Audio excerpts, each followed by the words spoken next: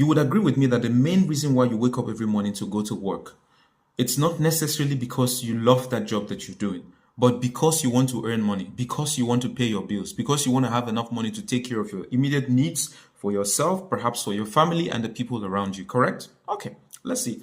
So why is it that the most important occupation, the most important profession, the mother of all professions, teaching, a doctor, a lawyer, a business person, a surgeon, whatever occupation, whatever profession you want to think about today, at some point in time, pass through the educational system. Was you were taught by a teacher until you became a professional in your own field and what you're doing today. So why is it then that remuneration for teachers is something that no one is talking about? Why are teachers earning so low? I mean, there are some countries in the world where, they pay teachers very well. And there's also some countries in the world where, even a politician who has no degree, a politician who has ordinary primary school certificate even earns 10, 20, 50, even 100 times, 100% more than a teacher.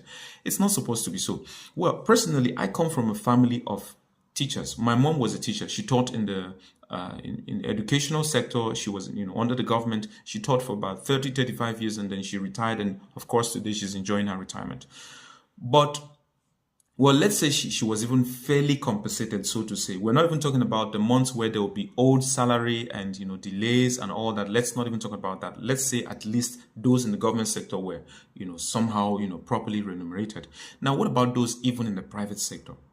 It pains me to hear the amount that people are receiving as salary at the end of the month. I saw a pay slip the other day of a PhD holder in one of the universities. I don't need to mention the name of any university here. I'm not here to talk about anybody or talk down on anybody.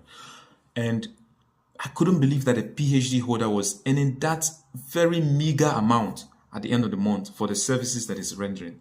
I understand they say things are really hard for employers of labors out there, the economy, everything the way it is.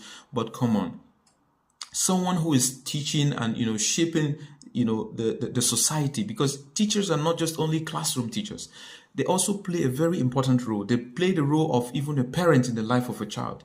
Okay, look at it, for example, you drop off your child in the morning at 7 o'clock or 8 o'clock, and then your child is, there until 4, 5, even 6 p.m. these days, because there are lots of lessons and other things they do after classes and after school.